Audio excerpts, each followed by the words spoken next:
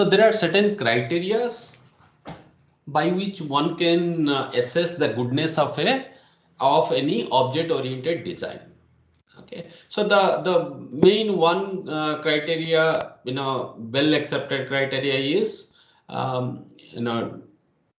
coupling and cohesion. That is what we have already learned about, right? Coupling is the degree of the degree of module dependency, right? I mean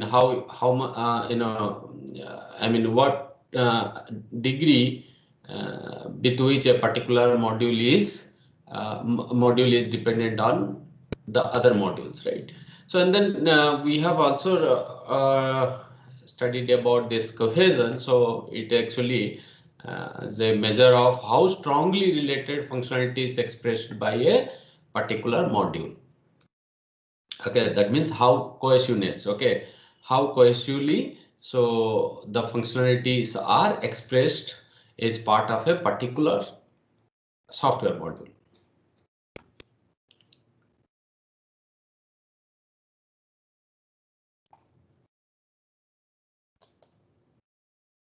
Now there are certain guidelines. Okay, so the number of messages which would be exchanged between between two objects or a group of objects should be minimum. Okay, so that means number of message exchange should be very much minimum.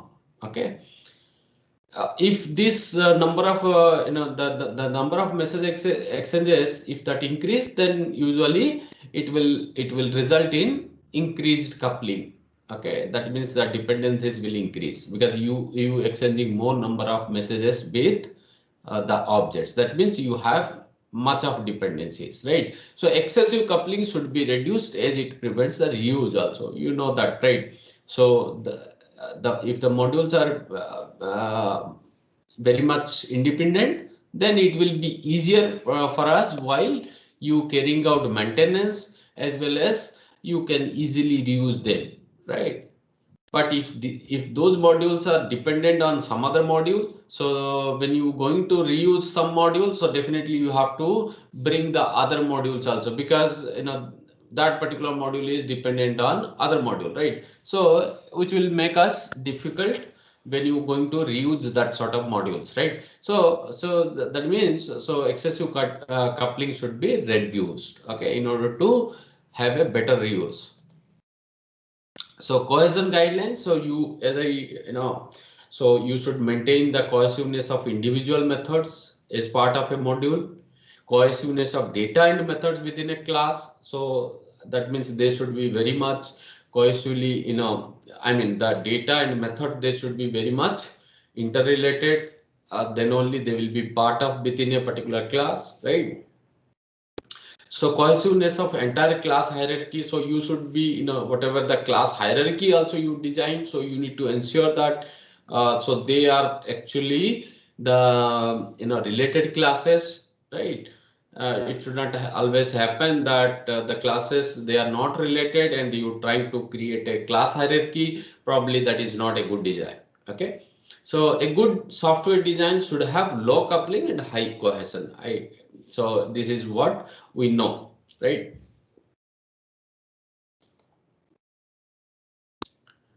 Now the third criteria here is hierarchy and factoring. So that is how you can create different hierarchy or factoring of use cases. So there are some guidelines. Okay, a class should not have many classes. Ultimately,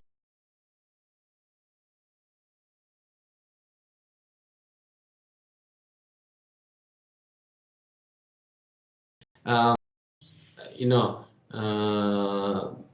if you have more number of derived classes, more than 9, so or so then it is not okay. Okay, it's not a good design.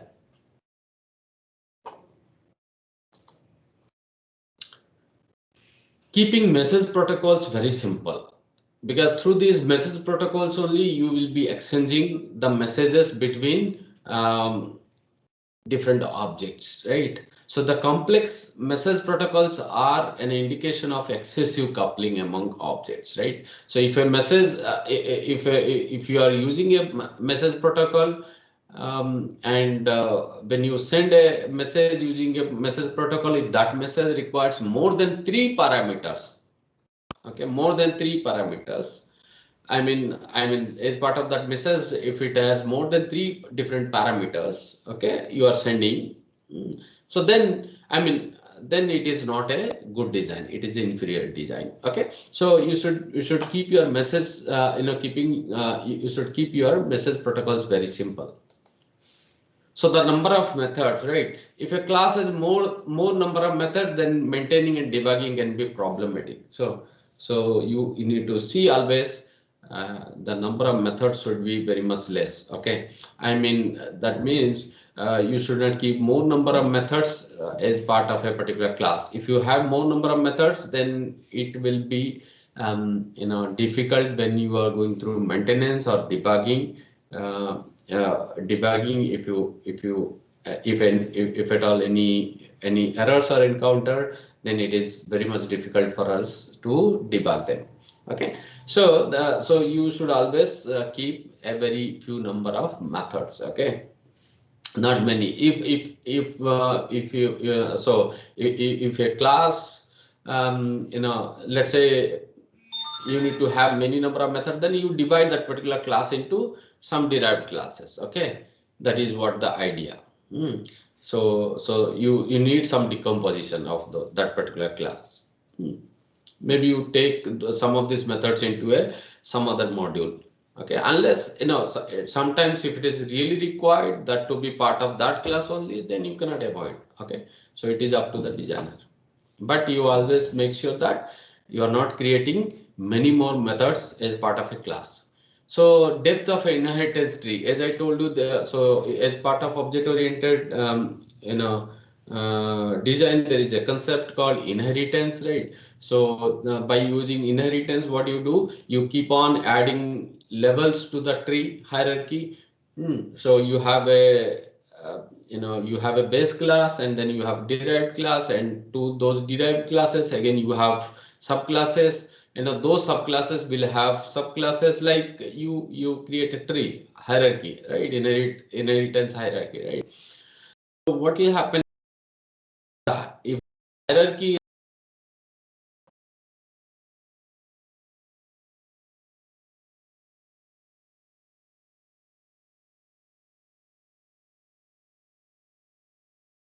going much of methods as well as data?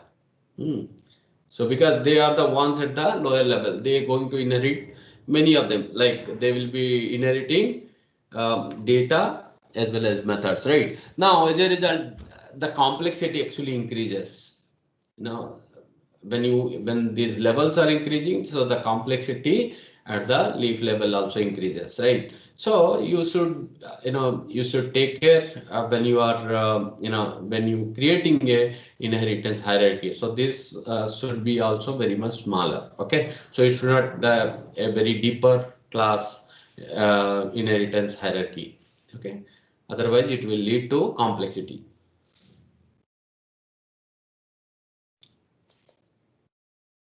So the number of messages per use case should not, so they should not, each and every use case should not result in excessive message generation as well as transmission, because that is ultimately increases the complexity of the design, right? So the number of messages generated per use case should be very much less also.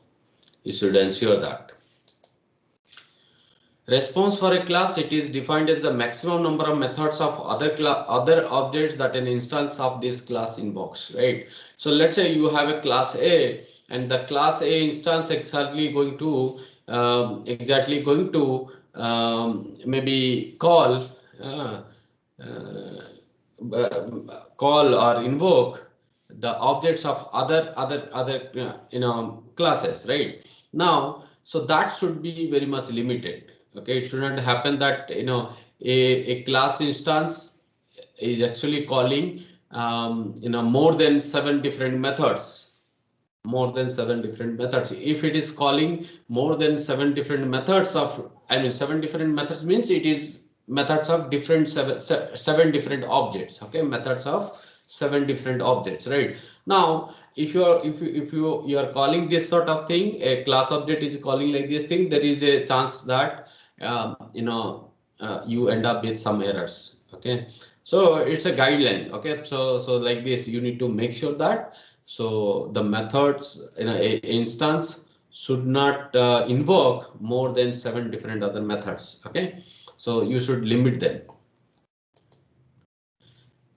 So as a summary, so we discussed about object-oriented concepts like objects, class, methods, inheritance, right? And then we talked about abstraction, encapsulation, polymorphism, composite objects, right? And also we discussed important object-oriented language like UML, right? We have seen origin, standard, and a model also we have seen, right? We have seen use case representation, factorization, as well as we have seen the generalization, includes and extends. And then as part of UML diagram, so we have seen class diagram, object diagram, and we have seen some association, segregation, composition. So those are concepts we have seen, right? As well as we have seen interaction diagrams, right? As part of interaction diagram, we have seen sequence diagram, collaboration diagram, activity state chart diagram, right?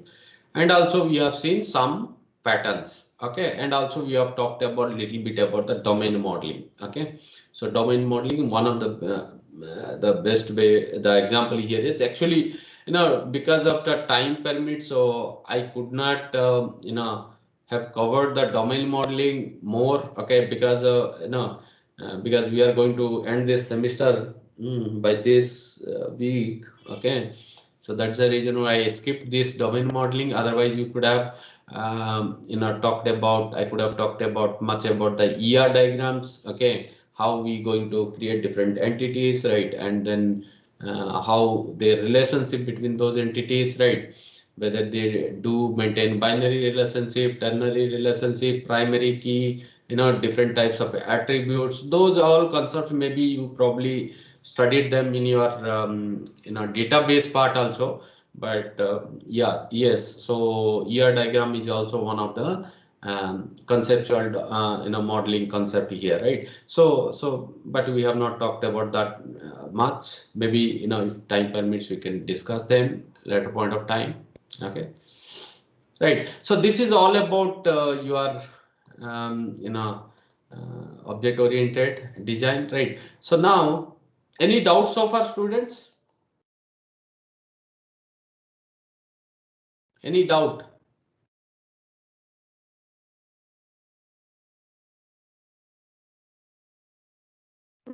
No, sir. Okay.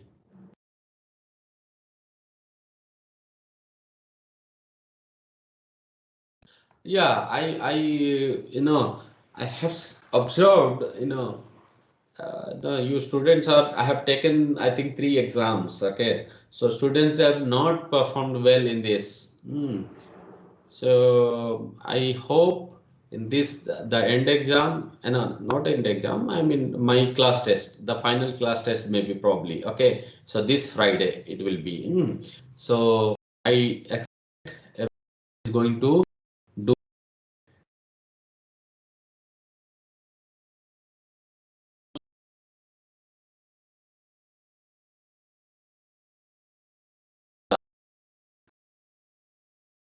that you understand everything. Okay, otherwise no. Yeah. So try to revise them. Sometimes you don't revise. You all think that software engineering is one of the theory subject, but it is not. It is very much important when you join the industry. Okay, if you are going as a researcher, then probably maybe you will not require much. But if you're going to join as a software engineer, definitely these things an edge for you. I can tell you, because you see, because you carry a higher education, higher degree than the BTech students, right? So when you join, maybe you will be given the position like analyst. Okay.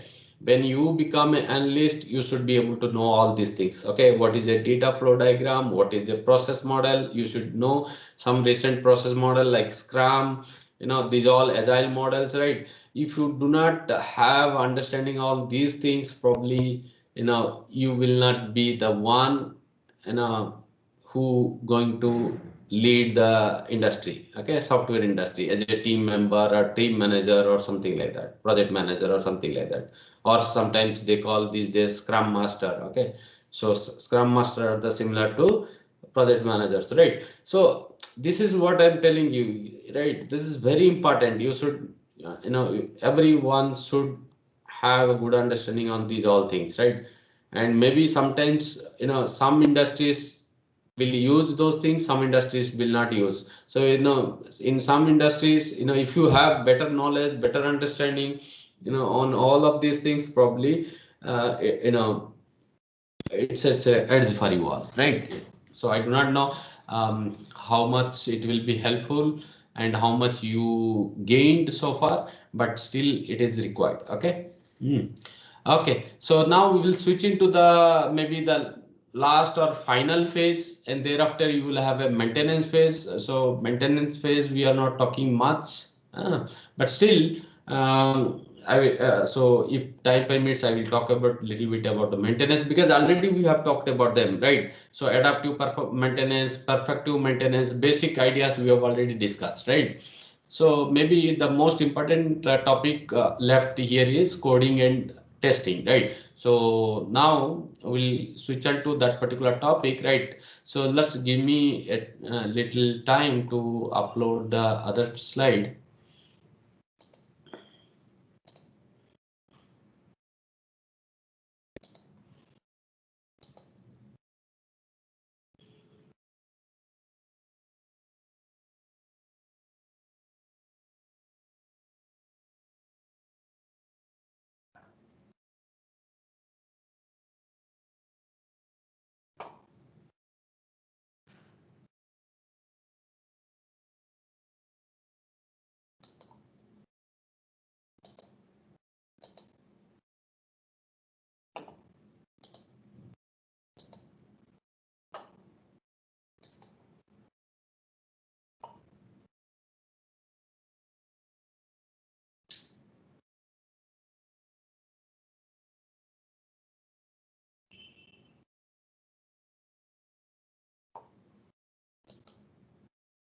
Yeah, can you see the slide out there?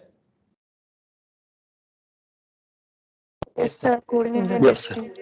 Yes. Okay.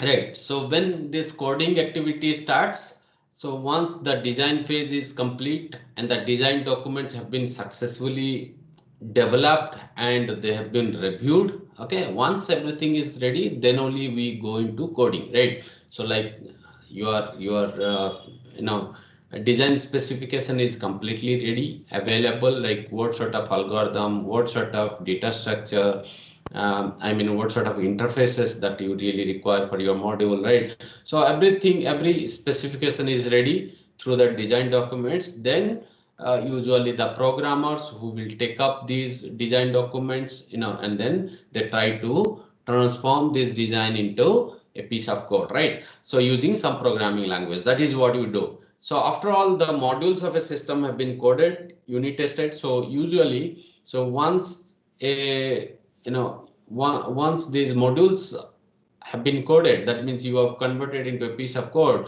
Now then they will be unit tested first. That means they will be individually, these piece of code will be tested first. Okay, once they tested, then what will happen? So usually your integration and system testing will be undertaken, okay, or it is undertaken, right? So we'll talk about them. So what is a unit testing, what is integration testing and system testing, but briefly you can understand now, right? So once you have, during the coding phase we do unit testing, okay, but during the testing phase we actually do integration and system testing. Okay, so once you have developed your code, now you will first test yourself. So you will test the module, okay, individually. And during testing phase, what you will do? So we'll try to integrate through some integration plan. That means there is a different number of steps through which we try to integrate those modules, right? So let's say you have 100 modules, right? What you will be doing is first you will pick up two modules and then you integrate them and then you will test them, right? And then what will happen? So once you integrated those two modules and then you will pick up another module, and then whatever the partially integrated system that you have created, now that will be, with that again it will be, this module will be added and then again you will be testing. So you keep on module partially integrated system, right?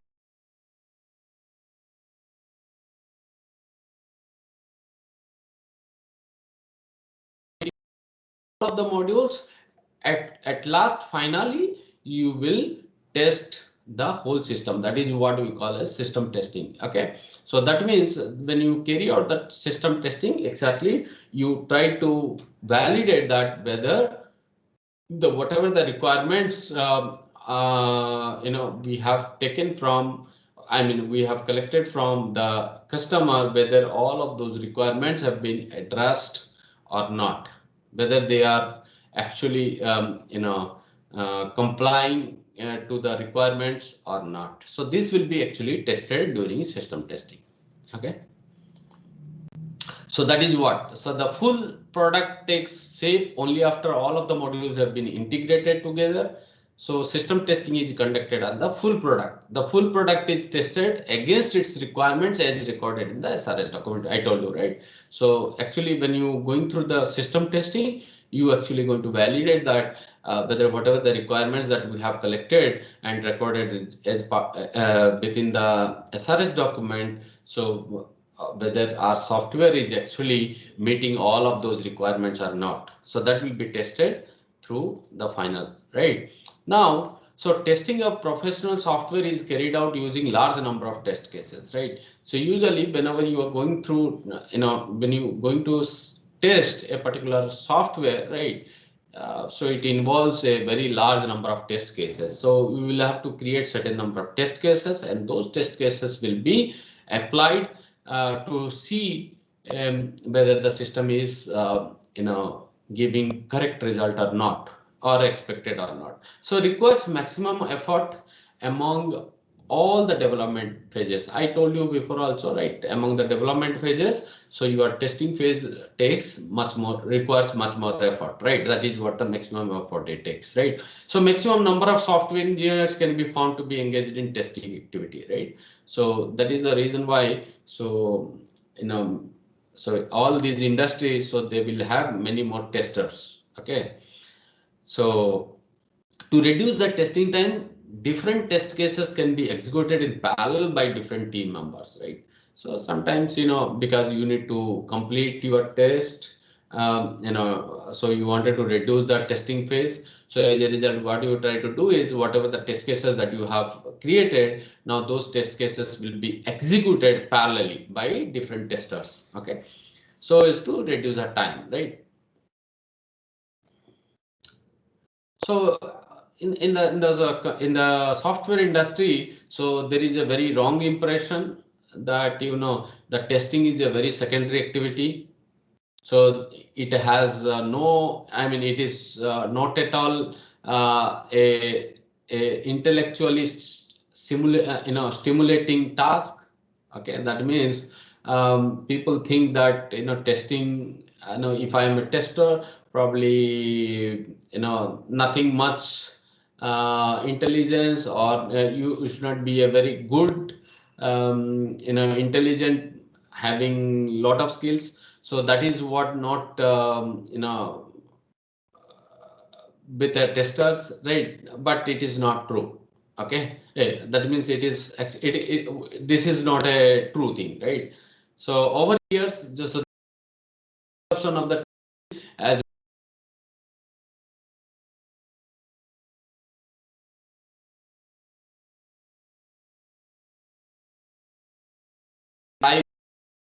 data, they try to give some random input data to the system, and they try to see whether the system is going to crash or not. Okay, so this is what exactly testing, right? So if I give you input data for which, that means, so you will be recording them and then you will be trying to correct them. That means you trying to find the faults in the software, right? So finding, faults, so it is, people think that, it's a kind of, just typing some random data and then trying to crash the system, but this is not true. Okay, so now testers are looked upon as a masters of specialized concept, techniques, tools, right? So they also need to have, the testers also comes up with lot many concepts, so they also know certain techniques and they also use tools these days. Okay, so now, so usually, so when we are into this coding phase, actually, so by that time, the design document should be ready. And when you say the design document, so not only it includes a structure chart, but also it includes the detailed design, right? So the structure chart cannot be directly converted into a piece of code, right? But actually the detailed design will be converted into a piece of code, right? So the detailed document usually documented in the form of module specification. That means, so every specification is given, right, for each and every module. So what data structure, what algorithms, right? So those things will be mentioned. What should be the input it should take, what output it should give, right? I mean, as part of the interface specification, right? So in coding phase, so modules are coded according to respective module specification, right?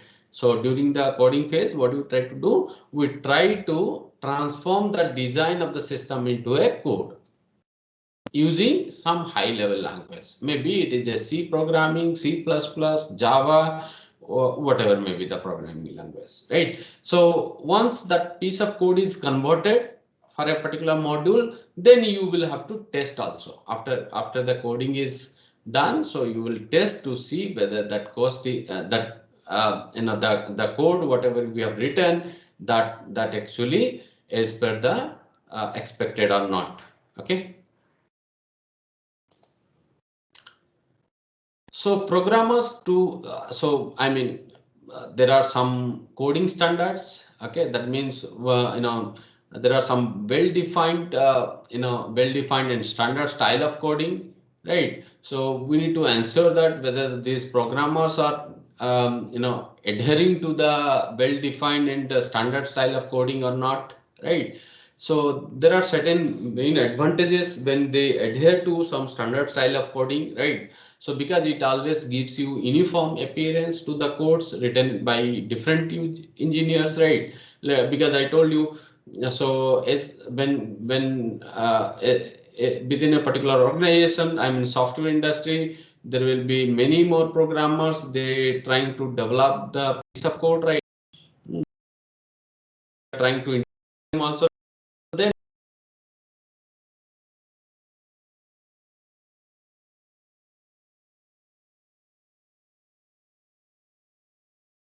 I code I have written, so you can easily understand, right? As well as you can reuse whenever you require that particular code, right? So it exactly promotes good programming practices, right? So that means we should all follow to some coding standard, okay, guidelines.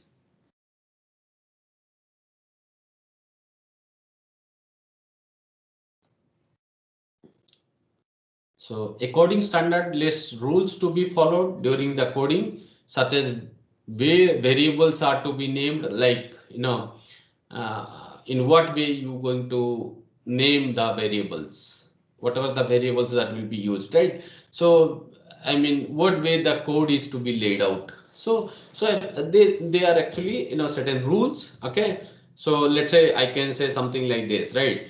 So, one example, I will come to that. Okay, as of now, you can understand. If it is a constant variable, then what you try to do? If it is a constant variable in C programming language, how you write? Can anyone tell me?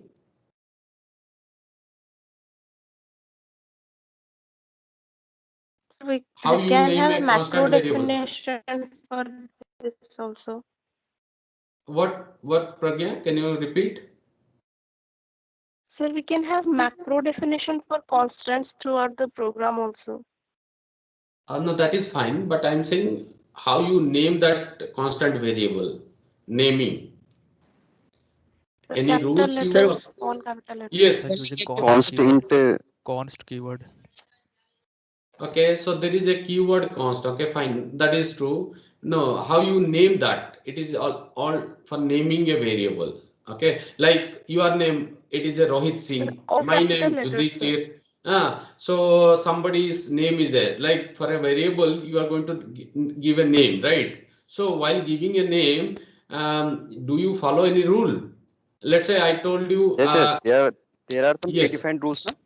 What is that? The Can you tell starting me? with small letter, small alphabet. Yes, yes.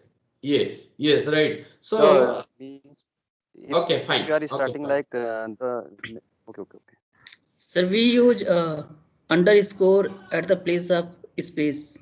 Right. So that's fine. Okay. So I think probably, by this time you should, all of you might have got some understanding, right? So usually what you do whenever you create any constant variable. So all of the letters of the constant variable is a capital letter. Okay, so that is the, let's say, max. Okay, maximum. You wanted to use this variable as a constant, then what you do, max, you write max. So here all of the letters of that particular variable name should be max. Okay, and sometimes these variables can be, given some underscore also included. Variables can be given some underscore, right? So like that. Okay, so there are some rules. Okay, so we try to follow them. So that means they are part of some coding standards. Okay, guidelines. Okay, so this is what we are trying to say this way. And somebody trying to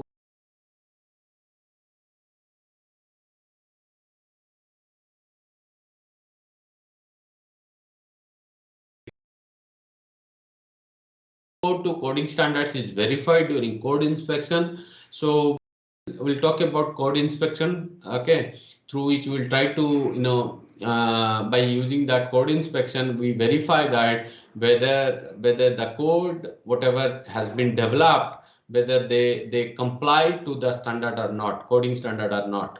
If they are not complying, then in that case, what will happen during a code review? So that will be rejected. So there is a code review also. Okay, we'll talk about code inspection and code review later, maybe after a few slides. Okay, so coding guidelines are prescribed by software companies. They provide some general suggestions. So I told you that there is a coding standard, okay, as well as there are some coding guidelines also. Okay, and these coding guidelines are provided by the software company itself. Okay, I mean, every software industry, they can have their own coding guidelines also. I mean, there are some general suggestions. Okay, so that means you can see the difference like this. What is the so coding standard is mandatory. I mean, you should follow coding standard. Whereas this coding guidelines, so it all, I mean, it is left to the discretion of the individual developers, whether they can use or, I mean, it is up to them whether they use or not. So it is up to them. But we still give some general suggestions, right? So when you are writing the code, you should, you know, um, follow these guidelines. Okay, we'll talk about some examples of coding standards and guidelines, then you will understand, right? So after a module has been coded, so the code review is carried out to ensure that whether the coding standards are followed or not.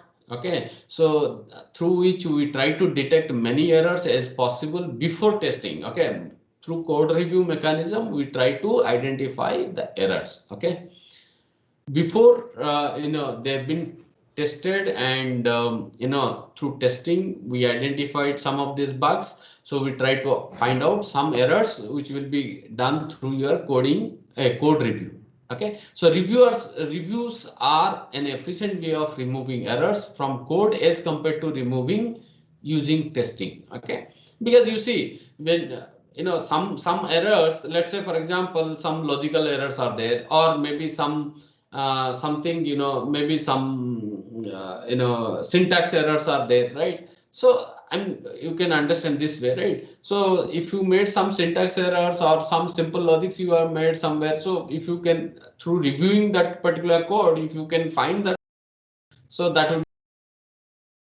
you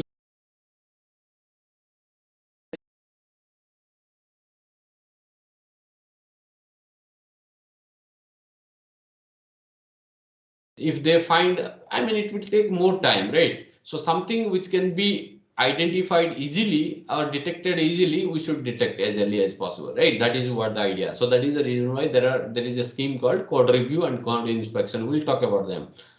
So these coding standards and guidelines. So each and every organizations, they develop their own coding standards and guidelines depending on what set of projects they are handling, right? What sort of softwares they are developing. So based upon that, they do come with certain coding standards and guidelines. So we'll see some representative coding standards, right? Some examples we take. So here one maybe rules for limiting the use of global data, okay, or the variables, right? So now types of data can be declared global, what cannot, right? So there are some rules, okay, which will through which you can say, what sort of data can be going to the global part, what sort of data will not be part of global. Okay, so you understand there are some global variables, there are some local variables as part of programming language, right? So this is what exactly, right? So you should always be able to maybe you can think of static variables. So they are actually global to all of the functions, right? So now you can think of, right? So some of these types of data can be declared as global and some of them cannot be declared as a global. So there are rules, okay?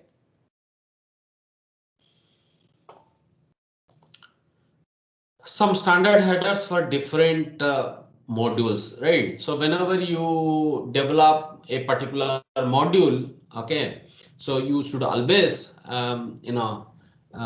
follow some standard headers, okay? So usually headers means, you see, whenever you write up any sort of program, so at the very beginning of the program, maybe before your include statements, okay, before include statements, okay.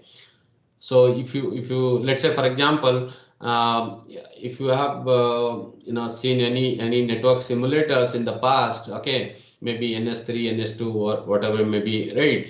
So now as part of those, because NS2, NS3, they are all the open source, right? Everyone can contribute towards the simulator, right? So now as part of those, right? So let's say somebody has contributed to the some maybe the error, what you say, channel error models, right? So there are so many wireless channel error models, right? So let's say someone has developed, right? Now that has been included into the repository, right, of the NS3, right? Now then what will happen? So in the so it should be, there should be some sort of information and there should be some sort of credit that should go to that particular person who contributed that particular piece of code, right? So then he should mention, right, as before include statement. So something like maybe sometimes it comes all with the comments, okay,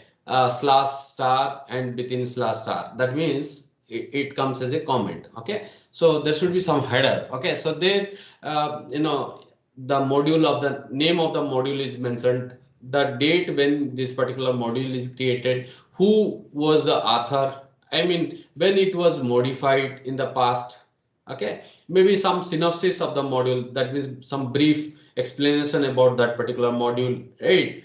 So what sort of different other functions supported in that particular module, along with the input output parameters, right?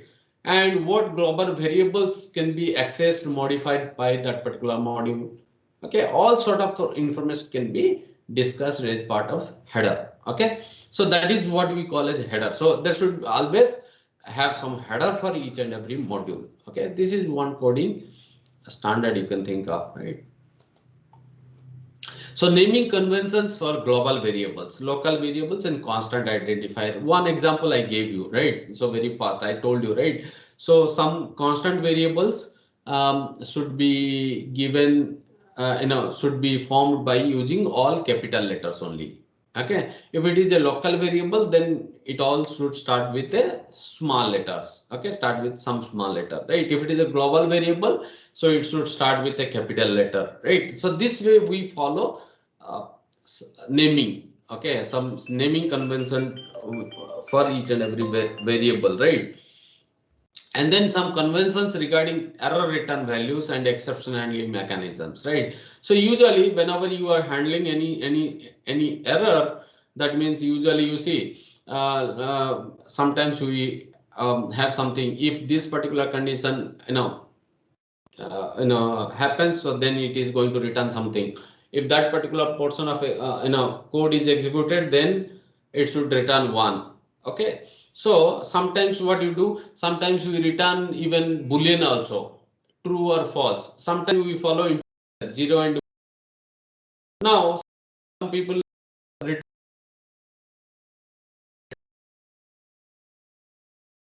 What it all says is, so whenever, because we are creating a very large software, right? So many people are working, many people are developing the piece of code. So everyone should follow some common ideas. Okay, I mean some common conventions they should all follow, right? So whenever they are handling any error, error conditions, if something, error conditions means you understand, right? So if something, let's say you in networking perspective, so if I talk about something, there is a bind function. Okay, so the bind function which try to bind with a socket, right? There is IP address with which we try to bind to a socket, whether if you cannot bind that particular, at that particular point of time, if the IP address is not bound with the port number, in that case what will happen, it will say that no. If yes, then it will say something like this. So that means always you should have this sort of error conditions, right? So that should always return 0 or 1. And let's say if it return 0 and 1, so everybody follow this sort of convention, then it will be easy. Okay, otherwise what will happen, one programmer is returning true or false boolean thing, the other programmer is returning 0 or 1, the other programmer may be returning, instead of 1 it is returning 90. Okay, what will happen when you integrate all of them, that time again it will create lots of confusion, right? So that is the reason why they should all follow some common conventions, right? This facilitates reuse and debugging, right? So this will help us in reusing and while maintenance also, right? While you trying to debug the errors, it will help us. Now there are some guidelines also, as I told you, right? So these are the guidelines one should follow in order to come up with a quality code, and which will make us very easy to understand. That means you should not, when you writing your code, so you should not write the code in a very clever way. Okay, I mean which will actually make us difficult to understand. Okay, so you should write the code in such a way that it should be very much simple. Okay, so it should be very easy to understand. Why it should be very easy to understand, why you need that? The reason is that, let's say today you have developed the code, and maybe now tomorrow you left this industry, so someone is going and joining in your place. So then what will happen? So it will be very difficult for him to understand. Or you can think of, if that particular module will be integrated with some other module, right? So while integration, right, a module, the first module is developed by some set of programmers or a programmer, the other module is developed by other programmer. So when you are integrating, these two people are involved, right? So if if it takes a lot of time to understand, for each one of them, so then it will be very difficult, right? So that is right, very simple.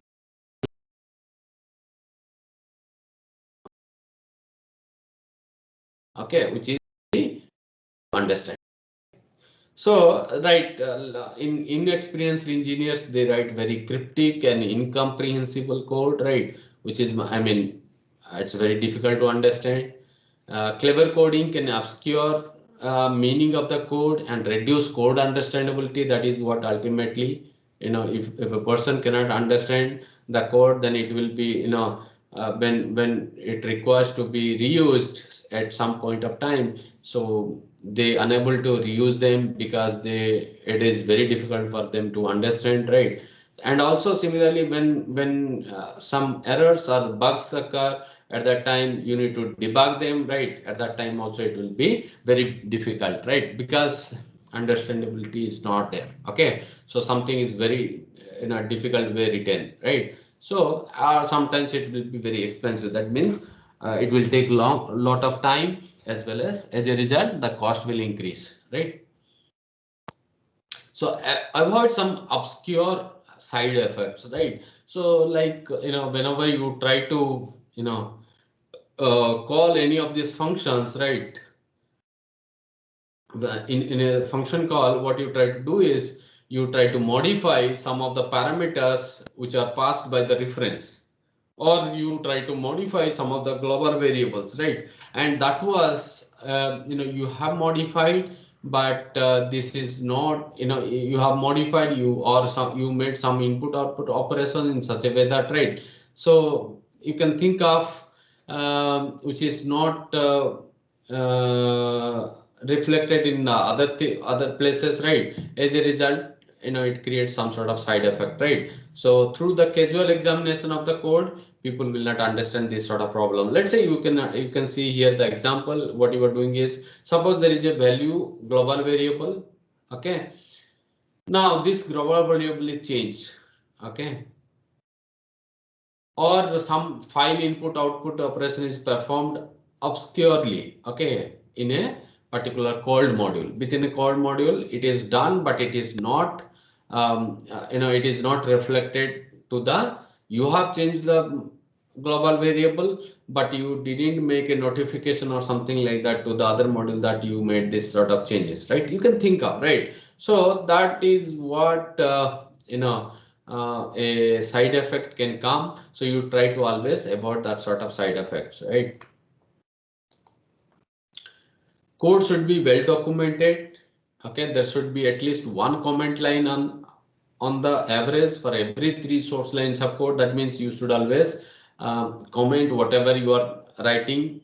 Okay, whatever the code that you are writing, because it will be difficult for others, or you may at later point of time also able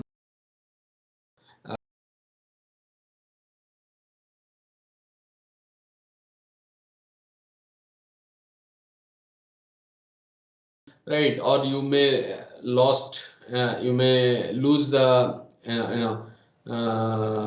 connection, right? So for that reason, so it is a suggestion, that it's a guideline that, so whatever, at least after every 3 lines of code that you developed, so you should comment them. Okay, length of any function should not exceed 10 sources of lines, right? That means whenever you developing any function within a module, right? So you should ensure that, so each and every function should not have more than 10 source lines of code. So this is one sort of guideline, okay? But usually we see in a function, sometimes there may be more than 10 lines of code, right? So if the more number of lines of code there is part of a particular function, that means it will be definitely difficult to understand. Okay, so that means it is a very complex function. Okay, so large number of variables carries out many different types of computations, because that is what exactly happens, right? If it is a large function, so usually many variables it takes as an input, right? And also it uses many local variables, right? And definitely it is going to carry out many different types of computations, right? So lengthy functions are likely to have disproportionately larger number of bugs. Okay, so it is observed that if a function is very much lengthy, then there is a chance that you will have large number of bugs. Okay, so you should not always use go to sort of statements, right? So it makes the program very unstructured, right? That is the reason why. So, maybe in the Java programming language, you do not find this go to sort of statement, right? But as part of your C programming language, it still supports go to statements, right? So because go to creates definitely confusion, because you lose your structure, control structure, right? From where to where you are going and all, right?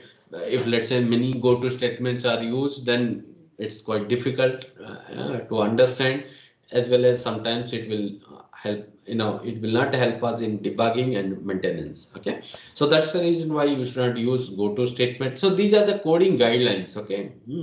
Don't use an identifier for multiple purposes. Like let's say you have created a variable. Yeah. So you have created a variable. So now this particular variable should be used for some purpose, only one single purpose. It should not be used for multiple purposes. As a result, what will happen? Then it will create confusions, right? So you can think of something like this. So maybe you have a local variable.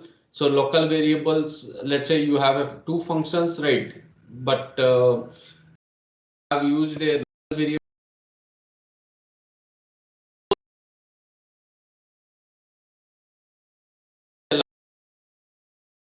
function, you have the same name, right? But what will happen? So sometimes it will create confusion, right? So because two functions with the same variable name, okay, they are using a variable with the same variable name, which will lead confusion, and it will difficult for us to understand the code also at later point of time. Okay, if it is only single piece of code, okay, nothing to be integrated, then it is okay, you can understand. But in a large project, you will see that there are not many number of classes, and they will be integrated, right? So these things should be ensured, right? Makes future enhancement more difficult, right? So that is what, if you want to make any if you wanted to enhance the features of that particular software at later point of time, so it will not help you in doing that. Okay, so usually in the industries, maybe when you join as a simple programmer or a coder, maybe you will not be able to come to know all of these things. Okay, why? The reason is that everything must have been addressed through the people who are who are actually above you. Okay, in managerial fields, right? So they actually handle all these things, right? So something it will come like this. So what sort of variable name you should give, what sort of data structure you need to use, what sort of algorithm you need to use, all specification will come to you, and then you have to just develop the code. Okay, so you need not require to worry about many of the things, right? This is what exactly happens, right? So when you join as a coder, so usually, so everything will come to you at your end. Okay, only thing is that you need to develop that particular piece of code, and then you will have to report to your manager. That's it. Okay, but let's say if you tomorrow you want to, maybe you want to become a leader in the organization, definitely each of you will be promoted to higher positions, definitely. Then thereafter, these things are very much required. Okay,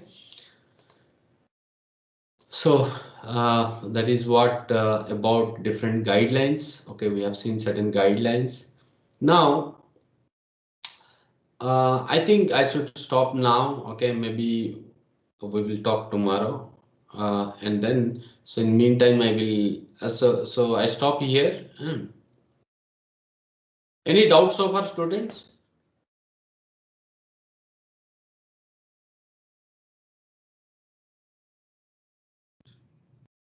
Students, any doubt, or I should conclude today?